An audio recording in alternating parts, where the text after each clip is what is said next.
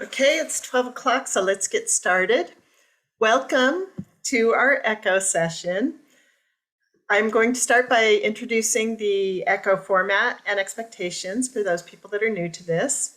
And that will be followed by what promises to be an excellent didactic session on Project ImPACT. We will then have a case presentation and move into breakout rooms for discussion and then come back together as a large group to wrap up. First of all, I'd just like to say this particular series that we're in, this is the second part of a two-part series that was put together as a project for UR-LIND, which is the Utah Regional Leadership Education and Neurodevelopmental Disabilities. And that is funded through a grant through the Maternal and Child Health Bureau. And we are very grateful to the Center for Persons with Disabilities at Utah State University for collaborating with us and providing the infrastructure for this. And they will also be continuing this on as a hub, which in ECHO language means that they will be continuing on with monthly meetings after this for early intervention. Meetings will be held on the first Wednesday of the month from 12 to 1:30 Mountain Standard Time, and it will be starting up in May. The other members of my LIND team that have worked on this are Kate Bennington, who is an OT in Logan, Utah. We have Kelsey Christopher, who's a community trainee in Montana. Carrie Ann Duncan is a physical therapist in Wyoming, and Adrian Siemens is a doctoral student in Idaho.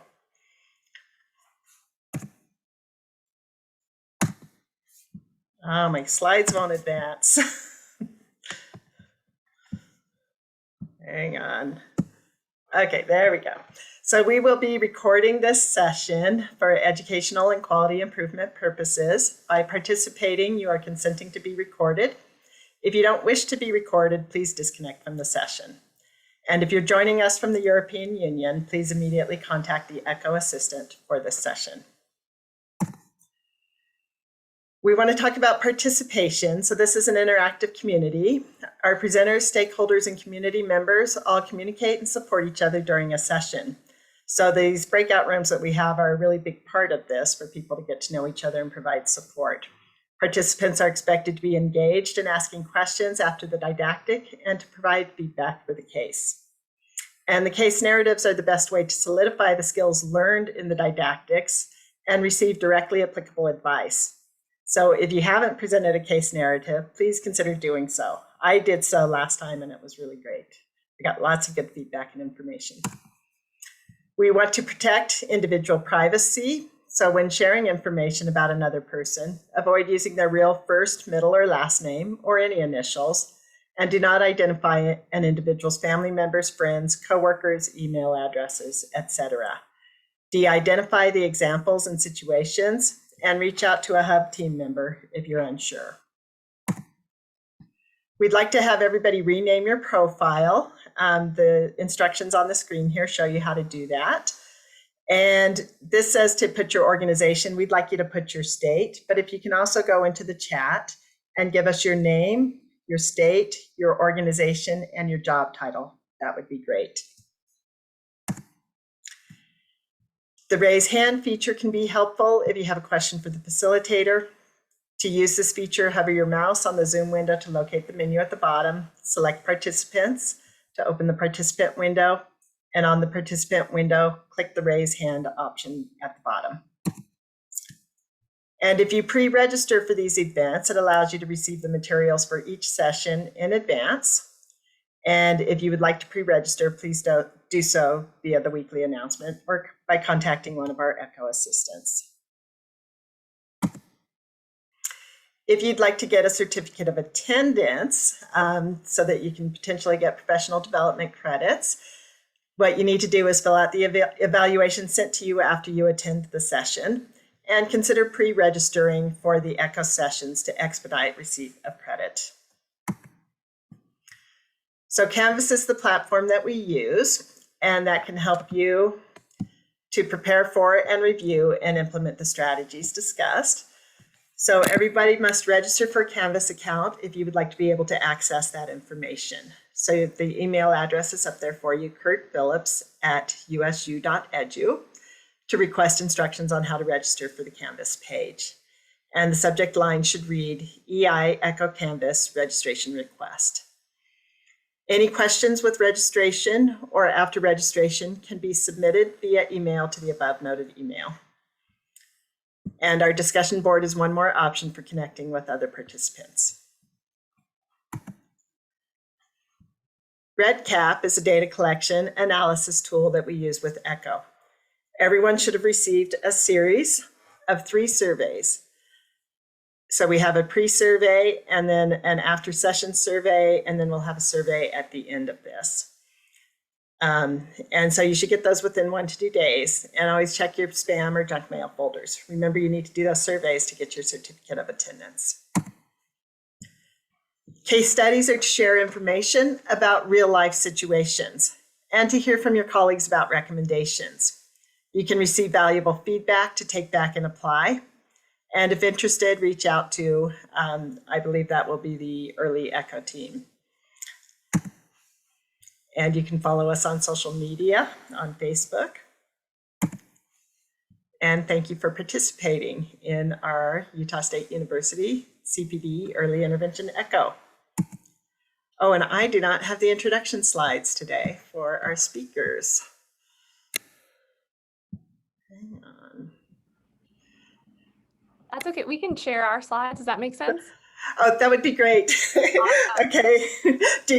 I'll go ahead and introduce you. So these are our presenter info. Perfect. Thank you, Catherine. We have Dr. Catherine Picard, is an assistant professor at the Marcus Autism Center and Emory School of Medicine. She received her doctorate in clinical psychology from Michigan State University and completed a 2-year postdoctoral fellowship at JFK Partners at the University of Colorado School of Medicine. Her primary research interest is in the translation of evidence-based practices into community systems that are naturally positioned to serve children with autism spectrum disorder and developmental delays. We also have today Nicole Hendricks, Dr. Nicole Hendricks, who is an assistant professor at the Marcus Autism Center and Emory University School of Medicine. She received her doctorate in school psychology from the University of Iowa. As a licensed psychologist, Dr. Hendricks conducts autism spectrum disorder diagnostic evaluations with children and adolescents and provides caregiver-mediated intervention for toddlers with ASD. Her clinical and research interests include increasing accessibility of effective early intervention and examining mechanisms by which to facilitate early identification of neurodevelopmental disabilities. And I am turning it over to you now. Awesome. Thank you so much. And we are excited to be back today and to be giving the second part of this ECHO series.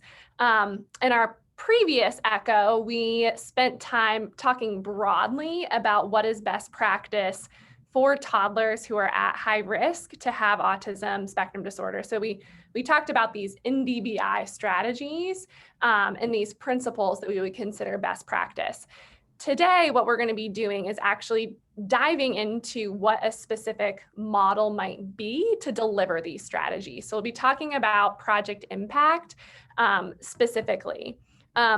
Before we get started, I guess a couple of things. On the previous slide, you'll see, I just felt like it was important to disclose that I'm a trainer in Project ImPACT, and Nicole, my colleague, oversees our early intervention clinic at Marcus, where we use Project ImPACT as our intervention model.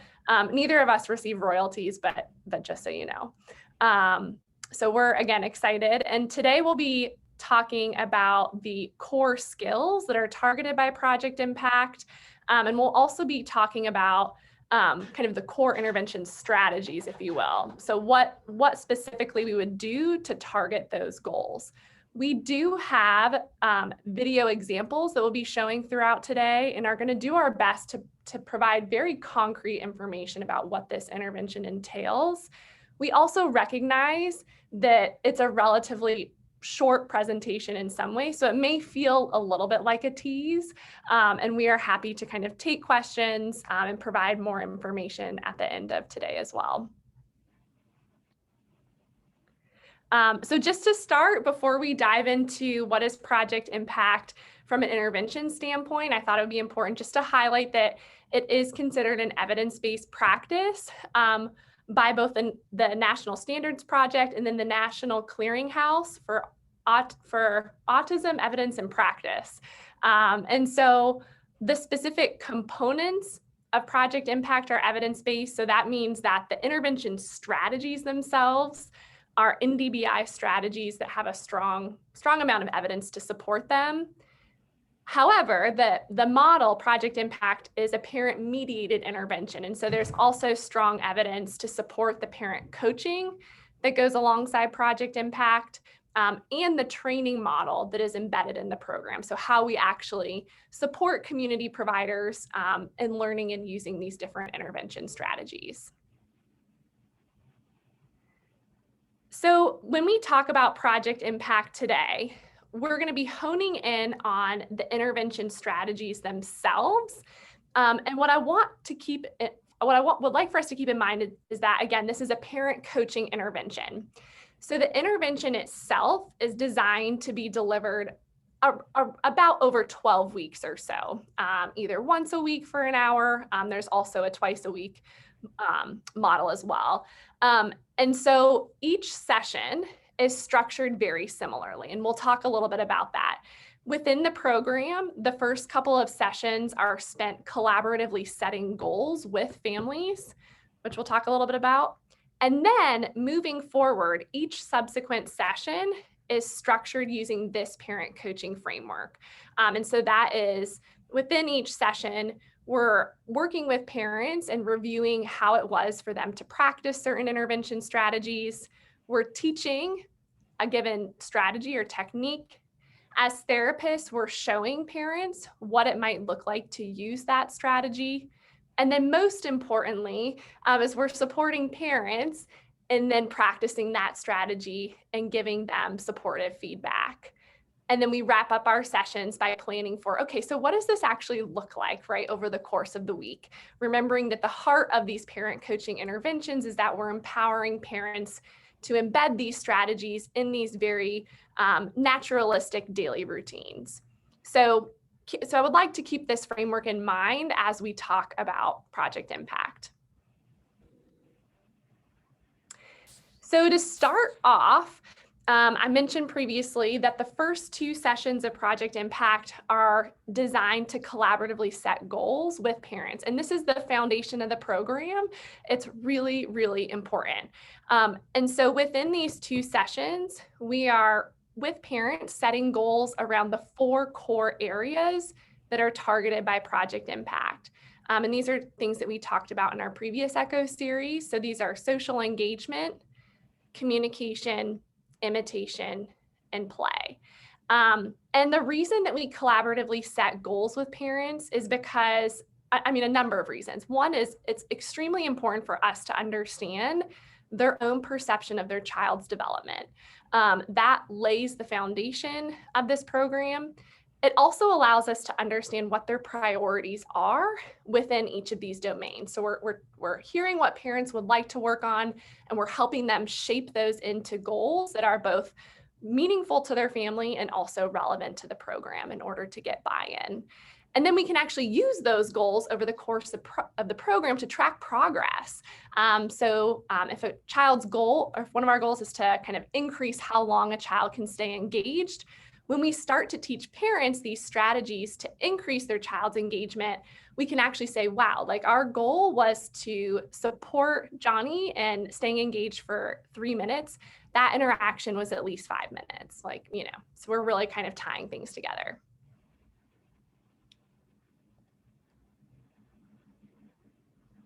So in order to set goals within Project ImPACT, in those first 2 sessions, we use what's called the social communication checklist. And that is on this slide right here. And I find it to be a really useful checklist because parents complete it, and it has a section for each core skill area that's targeted in Project ImPACT. So you'll see right on this slide, it shows the social engagement section. And so parents indicate if a child has a skill and they're using it most of the time, or about 75% of the time, if they're using it about half of the time, so sometimes not consistently, or whether they're not quite seeing the skill yet. And what's really helpful about this checklist is that it's ordered developmentally. So skills that we would expect for a child to develop sooner come early, followed by those that we would expect to develop later. And so by having a caregiver fill out a checklist like this, we're able to see not only how does a parent perceive their child's development, but we're also able to see where is their child at developmentally, and then what would we expect for them to develop next, right? So again, kind of honing or kind of shifting back to thinking about we're setting goals that are developmentally appropriate for a child. So what is a feasible goal that we would expect their child to achieve within the course of this program and that is developmentally in line with where they're headed? So in those first 2 sessions, we use that checklist to set goals with parents, and we usually set about one to 2 goals in each area of the program. There is obviously flexibility in that depending on what parent priorities are. We work with kind of the birth to 3 age range as well, and oftentimes communication is a huge goal, and so it might be that our emphasis is in that area, but we're still setting goals in these other areas as well. After we set goals, before we move into actually teaching strategies to achieve those goals, the other piece of the program is just really helping parents think about what is the best time to practice these different strategies with my child?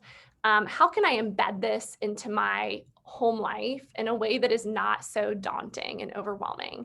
Like, we are not asking parents to set aside 30 minutes to play with their child every day. We're thinking about, okay, when do you feel like he's at his best? Is it during snack time? How long is it for 5 minutes during play? Is it during bath time? And so we really work with parents to think about when is their child at their best? When are parents at their best, right? And ultimately, how can we pick these times of the day to practice that don't feel so daunting? So that lays the foundation. Those first couple of sessions, we're really thinking about setting goals and helping parents set up their home for success and set themselves up for success. And then from there, we move in to teaching the Project ImPACT intervention strategies. And so this really spans the whole rest of the program. So again, we're using that parent coaching framework that I shared earlier, and that is the structure for each of the subsequent sessions. We then move through teaching the strategies, and the strategies themselves, I really like this visual because I think it depicts the strategies, but it also depicts how they fit together, right? And how do you decide what to use when? And so we use this pyramid in Project ImPACT to represent the strategies that families will learn. And we start off teaching the bottom of the pyramid. These are our developmental strategies that are really aimed at kind of building child engagement. So we spend time teaching parents to focus on their child and to adjust their communication. Those are the base, right? These are strategies that we're saying you should kind of do throughout, right? They're kind of easier to embed and lay the base of the intervention. So we teach these 2 strategies first as a way to build child engagement. We then move on to teach parents to create opportunities. And so sometimes, right, you might follow a child's lead and imitate them, and kids get more engaged. Other times it may not be enough. And so we teach parents these little strategies to create opportunities for their child to initiate. And we teach them to use those about once every minute or 2 to really kind of help children hone in on them. And then ultimately, we then say, okay, well, a child is now initiating with you. How do you then capitalize on that to teach a new skill? And this is something that is done about 1/3 of the interaction. So about once every minute or 2. And we're going to use that time to teach, maybe it's teach a new word, teach a word approximation, or it might be to teach imitation or a play skill. And so we really teach parents to move kind of from the bottom to the top of this intervention pyramid. And then finally, at the very end, we teach parents, how do you move back and forth between intervention strategies? How do you, we call it shape the interaction. So how do you have fun and keep a child engaged, but then also move up to the top of the pyramid and teach a new skill? And so this is the framework that is used within Project ImPACT. And this pyramid really follows the whole program as a way to help solidify how these different strategies fit together. So we'll spend a little bit of time talking about what each of these kind of core areas of Project ImPACT is. One of the things that I just want to emphasize, and we may not have time to like fully dive into this today, is that the intervention is designed to be somewhat flexible. And ultimately, that is something that I think draws me to it. And that is, there are multiple intervention strategies within each of these kind of core areas, if you will. And so sometimes, like, you have flexibility in thinking about what strategy might be the one you want to focus on. But to start, we're teaching parents to focus on their child. And the whole goal of this, like I mentioned, is to really increase a child's ability to stay engaged during play, to help them initiate with their caregiver, and also to help parents really kind of tune in and recognize and respond to their child, because inherently by doing these intervention strategies, you're also building this reciprocity. And I may have mentioned, actually, can you go back a slide? Yeah, so the specific strategies, I should have said there at the bottom here, are to follow the child's lead. And so that means to to engage in the activities that they are engaging in, to let them lead the play and lead the interaction, and then to actually imitate them as well. So once you've joined in and are doing a similar activity, to imitate their the movements that they're doing, the activities that they're doing, and even the vocalizations that they're making. An example of this, and this is a visual that you'll see throughout this presentation, is a dad and a son here. The dad gets face to face with his son and imitates him rolling the car. And so you can see this really nice kind of picture here to depict, like, why is it that we do some of these strategies? We do them to really build that engagement. So we have a video here, and I really like this video because I think that it depicts the power of imitation and the power of following a child's lead to build engagement. And so this is a video, it's actually of a little girl and her older sister, and you'll see in the back corner is the mom, and the coach is kind of off to the left here. And so there's a little bit of coaching going on, but I just want you to watch, and we may not have time to debrief necessarily, but just to kind of see how the sister is imitating her younger sister, and what kind of the end result is of that. Good job, spinning. Oh, and she's looking at you that way too. Doing such a good job imitating her. Down on the floor.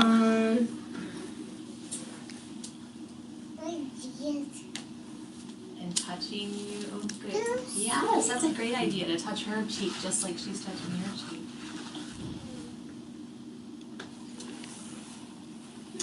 Oh, hug. Hug. Hug, hug, hug. Great naming that too. She's giving you a hug and you said hug. Down. Oh, that's great. I love that.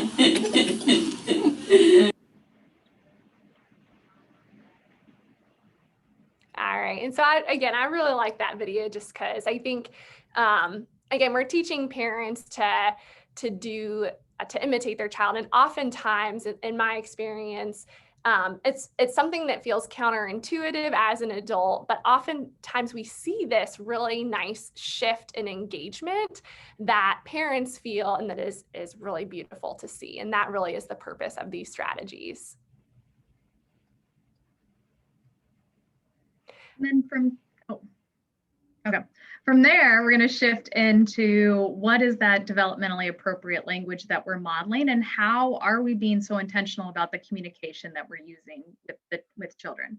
And so with this, our goal here is to help parents or caregivers be able to change and exaggerate the way that they're communicating with their child to help the child to understand, to use communication strategies, and also just again staying within the bottom of the pyramid of being able to encourage that shared positive affect. So increasing the joy of that reciprocity. And so the two core strategies or groups of strategies that we're thinking about here are use animation, which think about bringing your preschool teacher voice to the table or your therapist voice. That's what I often tell parents. And then also thinking about how we can exaggerate other forms of communication, like our facial expressions and our gestures. And then from there, also moving into what's appropriate and how can we best support child's understanding and use of communication strategies. So we think about meeting the child where they're at with their language and modeling just slightly complex, just a little bit above that.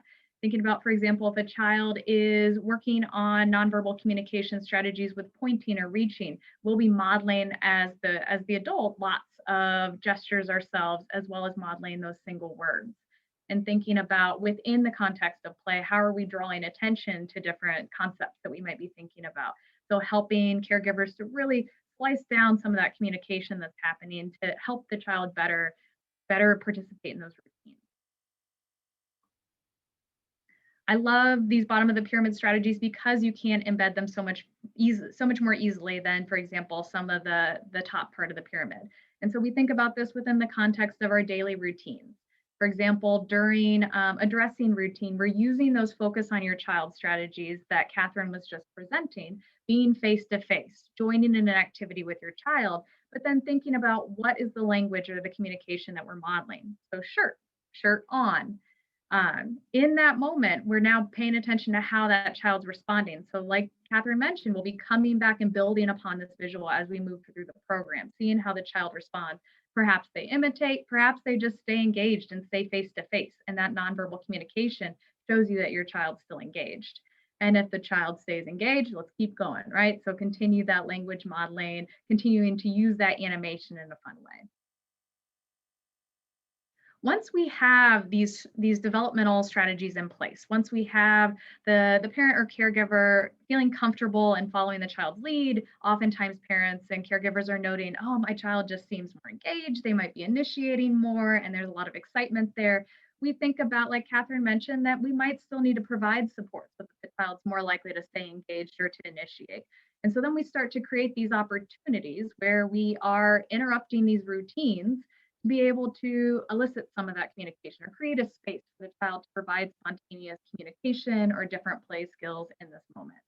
And so we're starting to move also towards more of that reciprocity. So we've been following the child's lead to this point. And so now how do we start to intentionally create these situations that better support a positive reciprocal interaction? Some of the strategies that we'll be briefly talking about, the first two, playful obstruction and balanced turns, they're very similar. So we are thinking about how are we engaging in an activity, providing an anticipatory phrase, or letting the child know in advance what's coming next, that there's going to be an interruption. With playful obstruction, the interruption is just that stopping of play. So for example, the child's spinning in a chair and you go, oh, stop. Creating that pause to see how the child might communicate or engage with you. With balanced turns, what we're doing is we are following that same routine, but during that pause, once the child is demonstrating some engagement, we're taking a turn ourselves, or we're modeling a different type of play. The child's spinning in the chair, we go, oh, stop. While the child's engaged, we go, hands up. And then maybe we go, oh, right? So we're modeling something else in the context of that activity. Another lovely example of that would be in the context of throwing a ball back and forth. We're again using all those strategies, face-to-face, developmentally appropriate language. We're going to use that anticipatory phrase to let the child know what comes next. My turn. Creating that pause to see how is the child demonstrating that they're attending to us taking a turn. This child here is going to reach for the ball to let the mom know, like, it's my turn, let me keep going. And so we give the ball back, responding to that communication, and then providing more communication, expanding upon what the child's giving. The child's giving the reach. We say, my turn, to help facilitate and continue to provide those beautiful language models.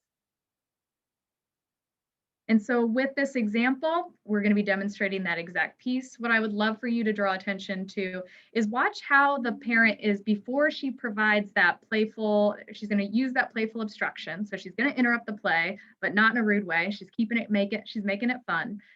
She's going to give that anticipatory phrase, but you'll notice that she's following the child's lead, all of those bottom of the pyramid strategies before she is then able to move into the playful obstruction. Pretty. Bracelets. Bracelets. 1, 2, 3, 4. Oh, yes. Oh, I like that. My turn. My turn. My turn. Oh, thank you. I see you. Me heart. Oh, my heart. That's right. I like that. And so I think this is a great example of how the mom puts into place that playful obstruction and it turns into balanced turns, right? So she's playfully interrupting what the child's doing. She's giving her a heads up, but then during that pause, she's then modeling a different way of playing with the toy before then letting the child go back to playing. And in creating that pause, she also created an opportunity for the little girl to be like, give it back, my heart. So the intentional pausing is important for that spontaneous communication as well. I want to just come back to this slide because the other aspect of creating these opportunities are communication temptations. These are familiar to, I feel like, every therapist on the on this call. So we think about some of the language that's used is having items in sight, out of reach. Think about the cookie jar on the table, right? We're creating an opportunity for the child to communicate. We think about providing, if the child's interested in something that we have, we're providing small portions. We don't give all the blocks or all the snack at once. We give a little bit where we're following the child's lead, and then we're able to create these opportunities for the child to initiate, request more. Other ones, as children have more different social communication skills, we might be thinking about interrupting daily routines by creating a silly situation. So we're following the child's lead, and all of a sudden, instead of putting the shoe on the foot, we say, oh, shoe on, and put it on the child's hand to be able to grab that child's attention and create this opportunity. This is just, again, one of those simple examples of just insight, out of reach, where the mom has set this up beforehand, where we're putting that jar insight, out of reach, waiting to see how the child's communicating on his own, where he might, for example, hand mom the jar and say open if he's using those single words. And then mom is able to respond by opening the jar per his request, but to expand. So open jar. And like Catherine mentioned, even as we're moving up this pyramid, the child might not be necessarily demonstrating new skills. So we want to create these opportunities to teach new skills. And so how I oftentimes think about it is we think about using those bottom of the pyramid strategies all the time, about 2/3 of the time moving into these opportunities where we can create that pause and potentially model. And then about half of the times where we're creating those communication temptations or balanced turns or using playful obstruction, we can integrate the use of intentional prompts and also thinking about what's motivating to the child. So these are those strategies that are going to be more based in the behavioral principles that we're using more kind of relatable language than necessarily using ABA jargon, but this is where kind of the foundations of some of these skills come from. And so these are pushing new skills, supporting the child to be successful by thinking about prompts intentionally, always thinking about what is that child's motivation so that we can teach those new skills. One of the simplest examples of this is thinking about how can we elicit a vocalization in the context of snack time. So again, following that same visual, we're going to be using those bottom of the pyramid strategies. We are creating an opportunity, an interruption in the routine. And for here, now that we're starting to teach a new skill, we're not just looking for example, the child to reach for the cracker. That's within her repertoire. About half of the time when we're creating these opportunities, now we're going to be thinking about the level of prompts that are going to be most supportive. And I think that this is also part of the presentation where we could go into a lot of depth, but I got to keep it within our 30 minutes. But it's thinking about with these prompts, some of the most important things are thinking about prompts that are going to be most successful for this child, and also starting at the least supportive level and providing increasing amounts of support to the level that you know that your child's going to be successful. So here we're trying to get that child to try to make a word approximation. And so by hearing that vocal model, that's where she's successful. And the mom is then able to provide that reward, be able to honor that request, but then also expand upon it by using the full word. Within here, you'll see a lovely little interaction around tickles and some of the prompts. I'll just kind of quickly talk about some of these pieces. With the prompts, the mom has been following the child's lead. She's going to interrupt that play routine. You can think about it as these activities that might need mom's assistance, right? Kid can't tickle themselves on his own.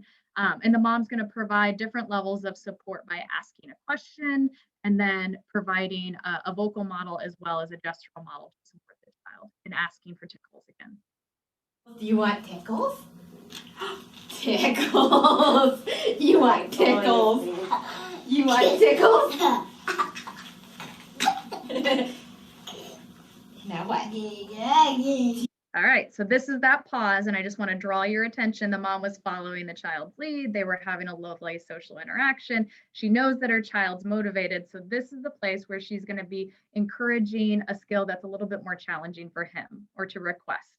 Do you want more? More? More tickles.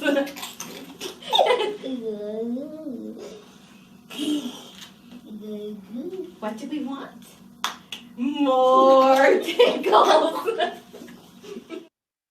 And so what I also like about this clip is it shows that when we're teaching prompts, which can be complicated to learn, we want to support families in being able to use them flexibly. So for example, even within that very short interaction, that mom was able to use a less supportive prompt to support that child in being successful.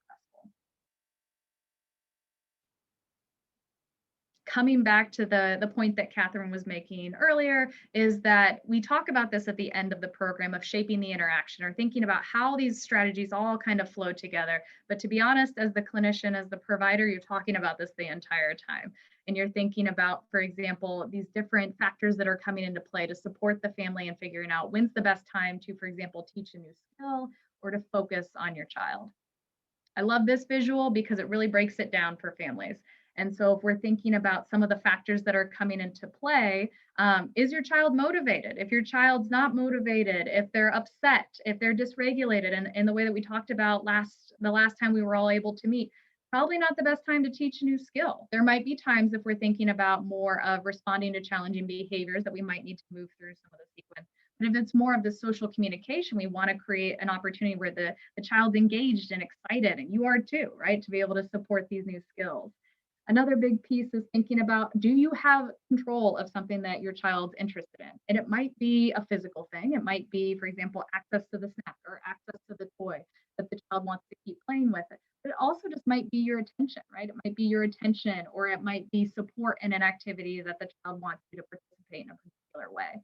And so once these pieces are in place, we might be able to then move from that bottom of the pyramid where we're trying to find the child's motivation and create that engagement to then creating that opportunity where we might either model or we're able to move into providing prompts and providing those rewards that are contingent on the child making a new attempt. And so that is a big difference between the creating opportunities and teaching new skills, is that the expectation is a little bit higher. And if the child doesn't necessarily follow through, we might not be able to provide the reward that we were talking about. So we want to make sure that the child is successful and has these opportunities where we're modeling and providing the continuation of the activity that's not sort of within the context of it's contingent on the child. And the big thing is, do you have time to follow through? I bring this up all the time with families. I'm like, if you're rushing out the door and everybody's just got to put on some pants, that is not the time when we're working on requests, right? We're working on them later in the evening.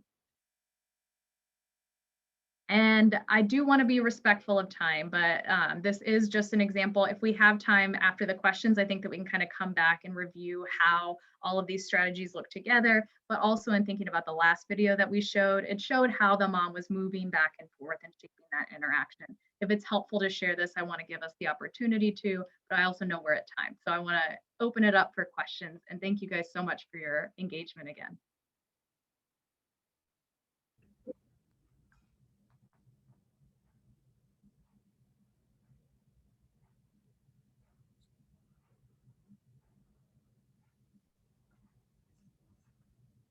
And so in thinking about the presentation we just had, are there specific questions that folks had? Are there areas in which we can go a little bit more in detail to support your thoughts?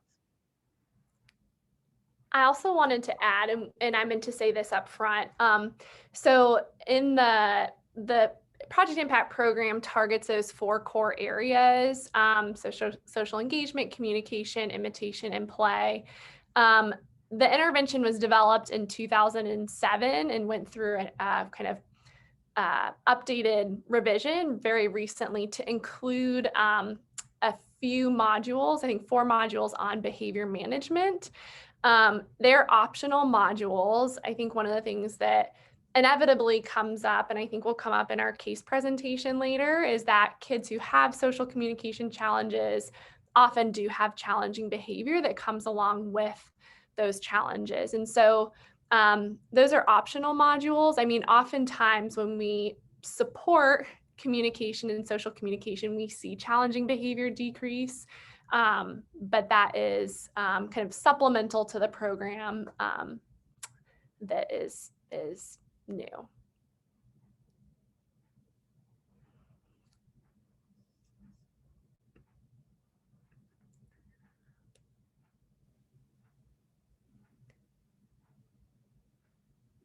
Want to show that second video? That's what I was going to say. I was like, can I show this video? So since we don't necessarily have as many questions right now, I'm going to kind of break down this video and think about how all these strategies come together.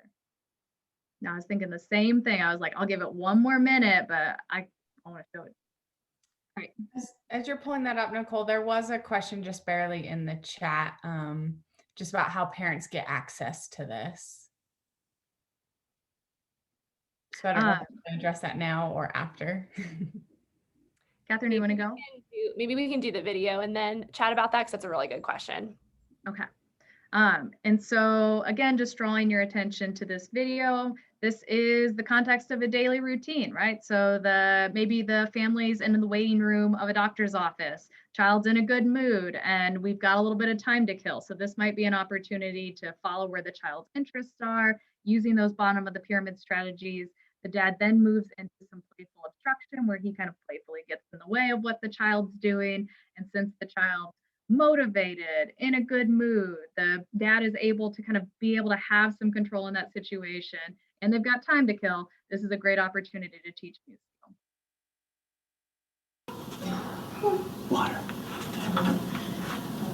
Turn water on. Drink. Gabe drinks. Off. On. Off. On.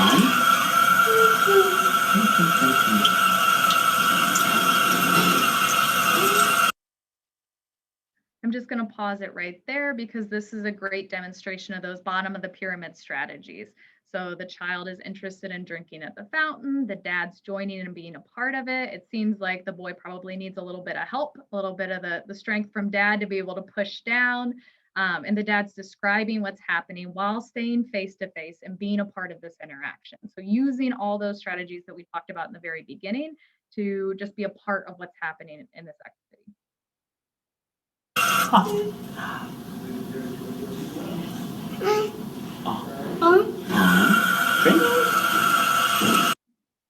And then the dad creates an opportunity there, right? So the dad is pausing. He's waiting with anticipation and excitement, looking to the son and supporting the son by providing some prompts to help him follow through and using a clearer vocalization to request that the water come back on. Big drink, open mouth.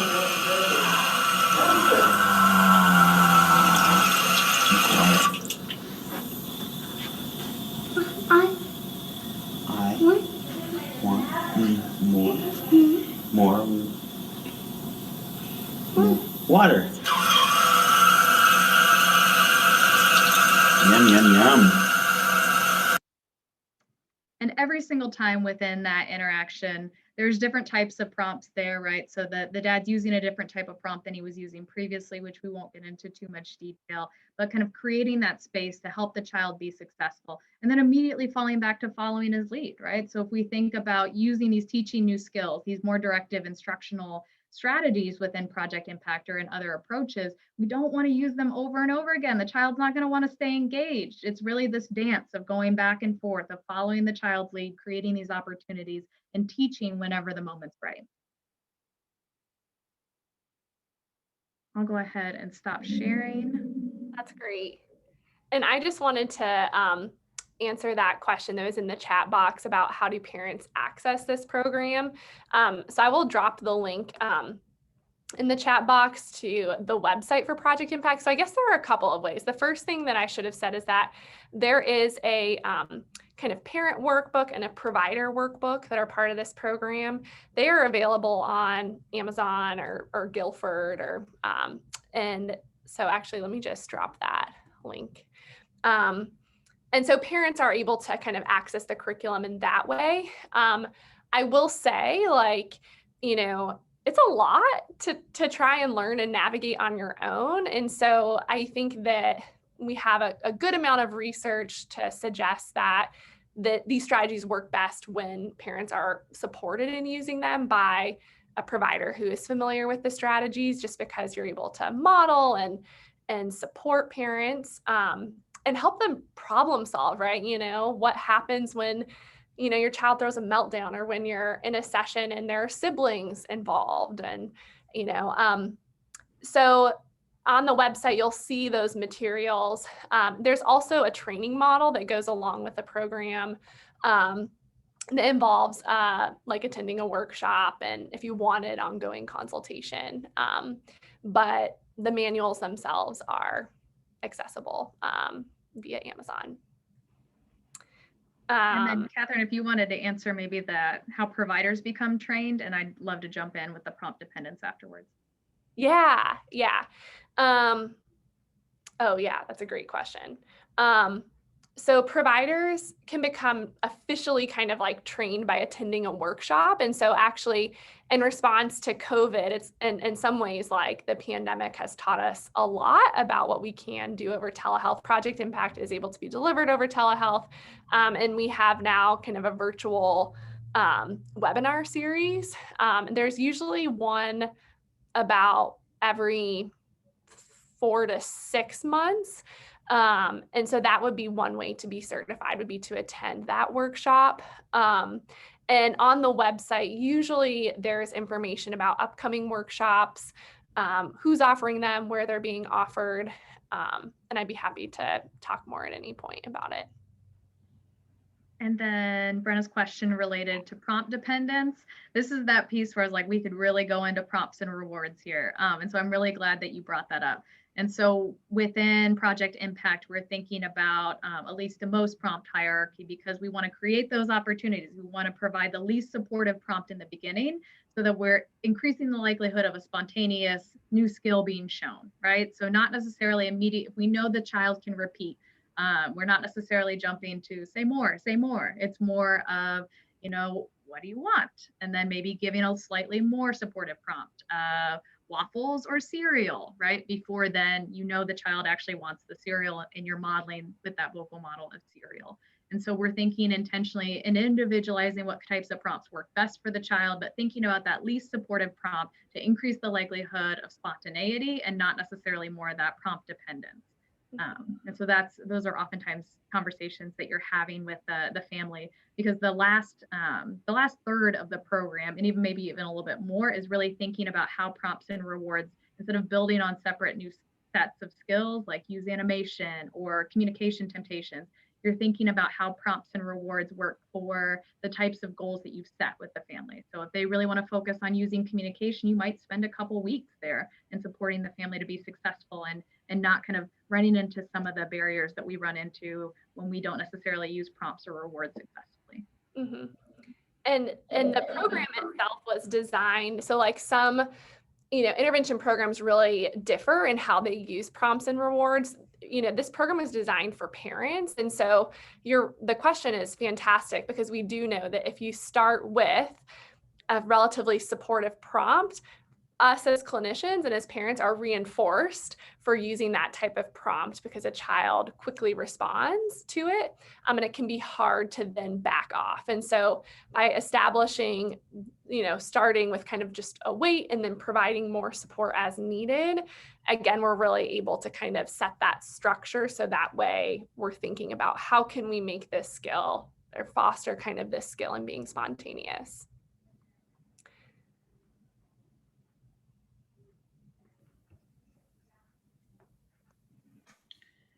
Okay, thank you for your questions. We're right on schedule. We have next, unless you have something else you wanted to add in there. Okay, so we have David Longhurst with us, and he is going to be presenting a case. David is a doctoral student in psychology with an emphasis on early intervention. And you can go ahead and share your screen, David.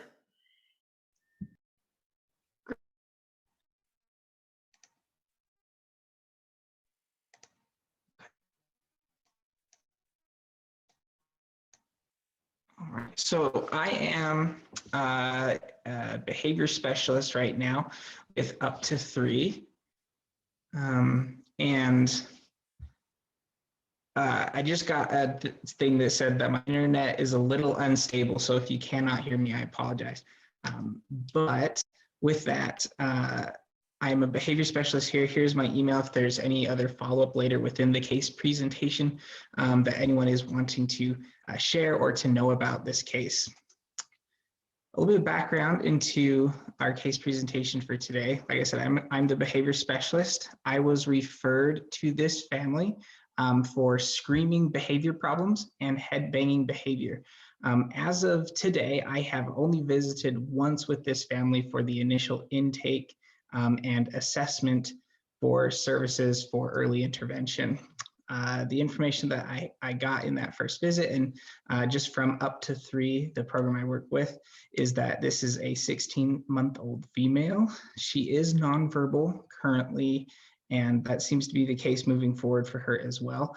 And the first visit that we had was a home visit via Zoom. So the primary areas of concern within the first visit that mom discussed with me was that, like I said, they were referred because mom was really struggling with the screaming behaviors and the head banging. This child also has frequent temper tantrums when this child is restrained in areas such as their high chair or car seat, and their tantrum behavior escalates to the head banging behavior where the child will hit their head 5 to 8 times in a row. So to kind of paint the picture here, what is mainly happening is that they will set the 16-month-old in the high chair or the car seat, and as soon as they are buckled in and restrained, they start to scream. The screaming goes on for a few minutes, and then that escalates within their tantrum to the head banging. So the goals that we've established for moving forward that we want to work on is the decreasing of the screaming and head banging behaviors during car rides and then during meal times. Another goal for treatment is to decrease the tantrum behaviors and increase compliance to parent directions. The main thing that I'm thinking behind the increase in parent direction is to help distract and move the child away from the current tantruming behavior and misbehaviors that mom was very focused on, and into areas where, very similarly to our presentation earlier, using this positive reinforcement type of, and so that's kind of what I was thinking with that there. When it comes to certain barriers, there's a few barriers that I've noticed so far within this family. And like I said before, I've only met with them once so far. So I think it's very early on in the planning department in terms of, what we should do moving forward with this individual. But obviously, the first and foremost is communication. She is nonverbal. Of course, the screening behavior is based upon what I saw and what I talked about, was that it is based in frustration because of the being restrained in her car seat. Obviously there's that barrier that, being restrained within your car seat, it is the law. So we have to stick with that despite the frustration and the behaviors that the 16-month-old is exhibiting. Lastly, another possible barrier, and like I said, I'm not too sure on this, but there could be a sensory issue with the car seat and high chair, specifically due to that restraint type of thing. And so I'm also wondering of different sensory things that could be done within this case here. Some additional information. So I went in and talked with mom a bit about what she's seeing within the screaming, and then of course with the head banging as well, to see if we could maybe get a little bit more information for this case and for me moving forward as well. So with the screaming, like I said earlier, it is mainly about 90% of the time, the screaming that mom struggles with is when it is in the car seat or the high chair. The screaming is high-pitched and very loud and will continue until the child is taken out of either of these seats. What's really happening before is that the child is frustrated at being restrained within the high chair and car seat for long stretches of time. This family lives in a very rural area, so every car ride is a very long car ride. The closest location next to their home is about 20 to 25 minutes away, and so there's no such thing as short car rides. And then of course with meal times as well, they try to keep them shorter, but usually mom did say that these last as well over 10 minutes. With the head banging, it starts with the screaming and then will escalate to the head banging as the child continues to not get their way and is not taken out of the restrained areas. Also, according to the parents, the child does not seem to register pain of the head banging. And with that head banging, it only occurs after the child has screamed for approximately, I think I said minutes earlier, but I said that incorrectly. It occurs after 15 to 20 seconds. And things that I have tried, nothing so far due to the newness of this client. And I am still early in the phases of intervention plan development here. So some of the family culture, this is a foster child and a single mother. And the 16-month-old is white, just to give a little more family culture and demographic background here.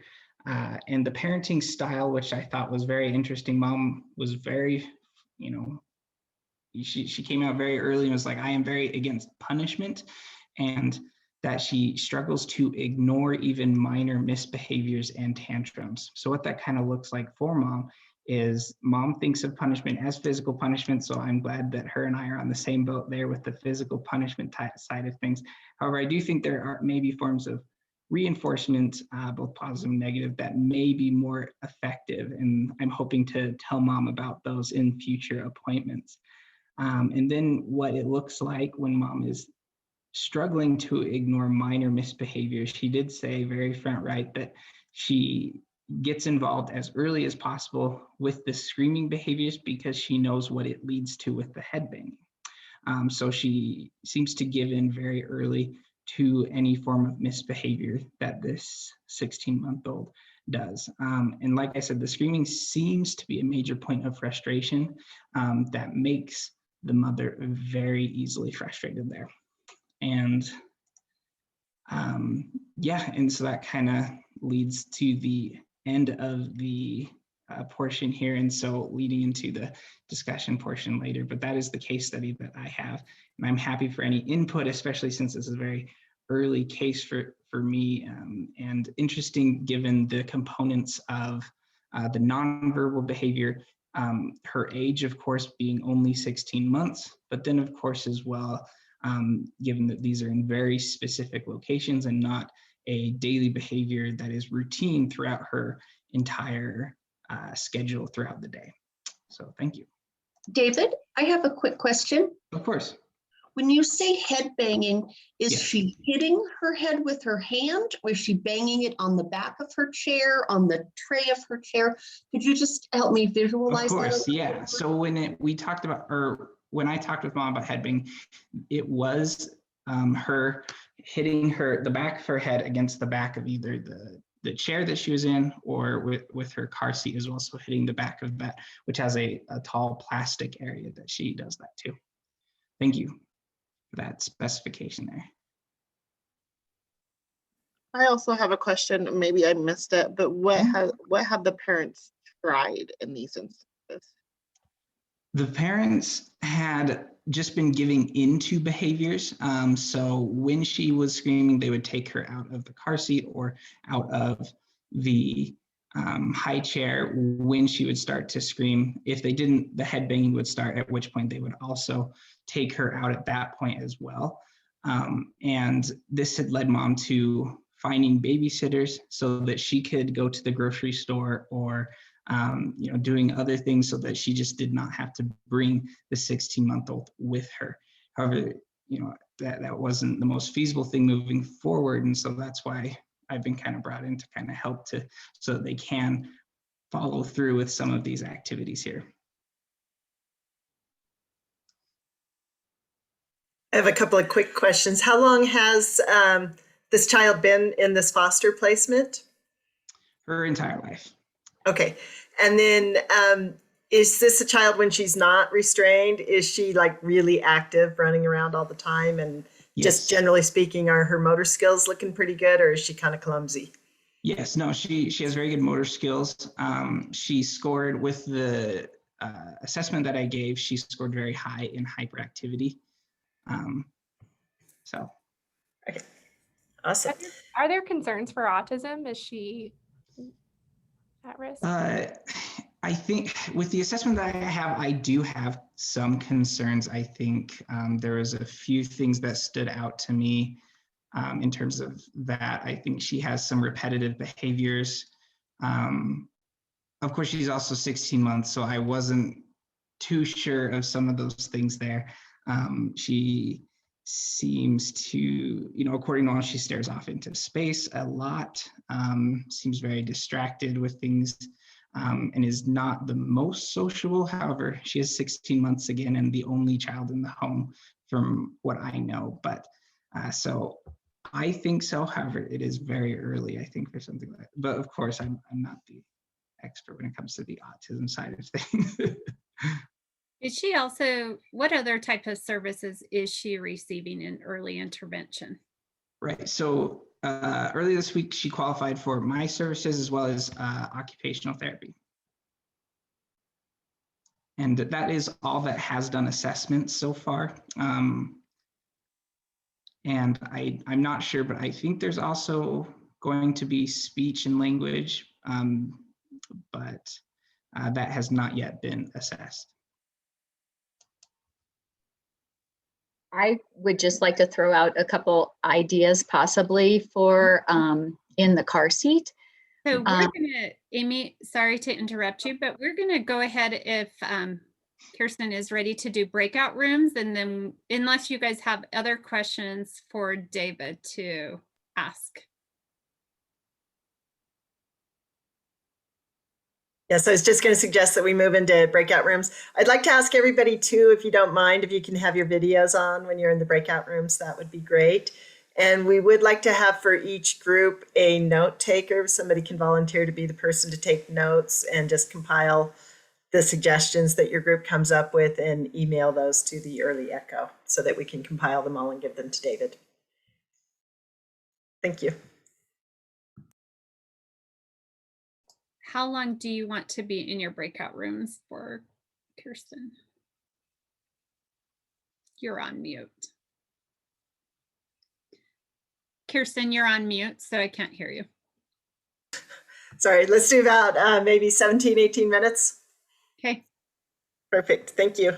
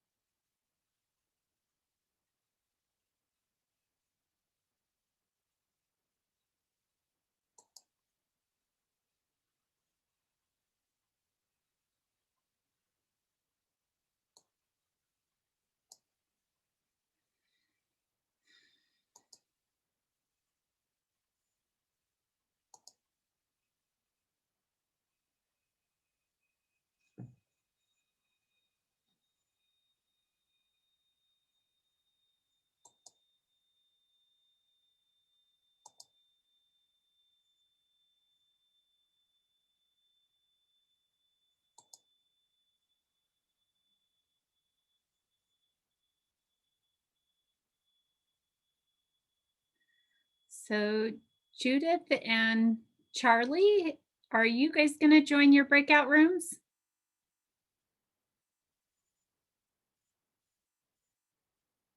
If not, Yes. okay. Did you get a thing, Judith, to join? Yeah, I did, but I think I clicked the wrong button. Okay.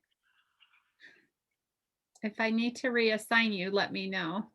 Okay. Yeah, you probably do. So I'll get in there before it's Okay. over. I'd like to hear what they're saying. Okay. You should have just gotten something.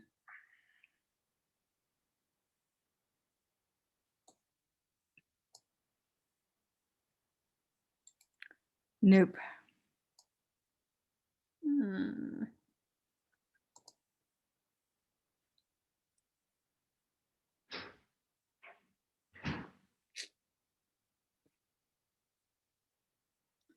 Well,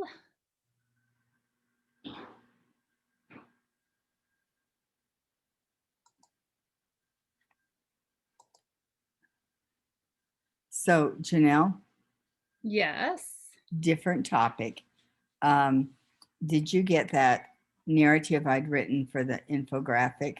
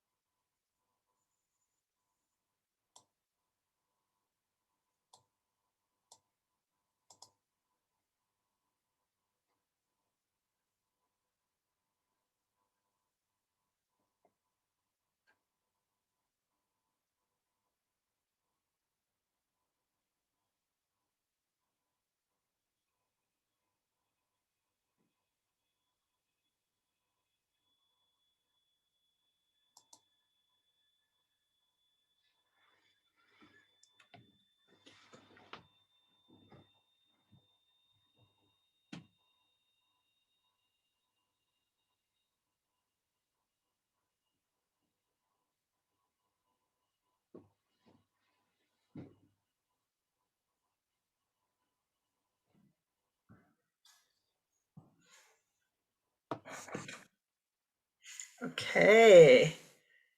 It looks like I don't know if we have everybody back yet.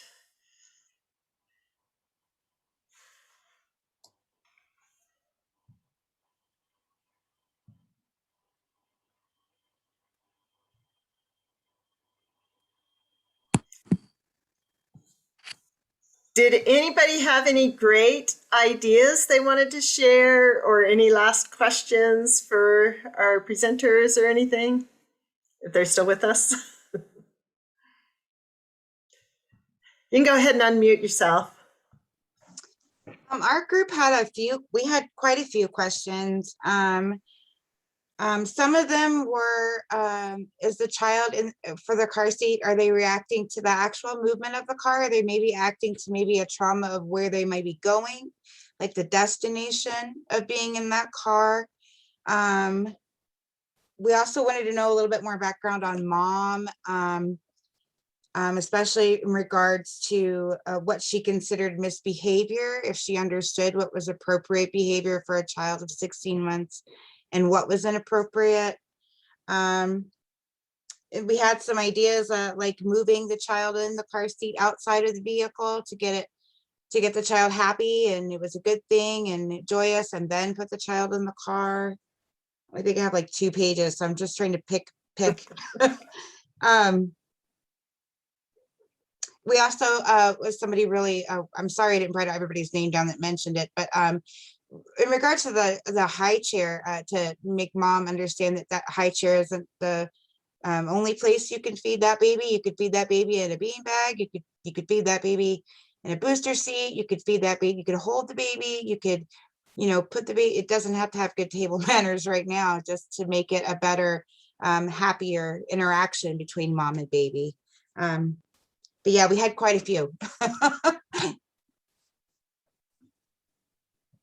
I'll just kind of add on to what Sherry said, is giving her control and making it fun. So taking the car seat out of the car and leaving it in like the living room to have her play, as well as like the high chair. So doing something that she enjoys in the high chair, like letting her play with something that she enjoys playing with. I don't know. I think the big thing we kept coming back is like the sensory baseline. Is she avoiding?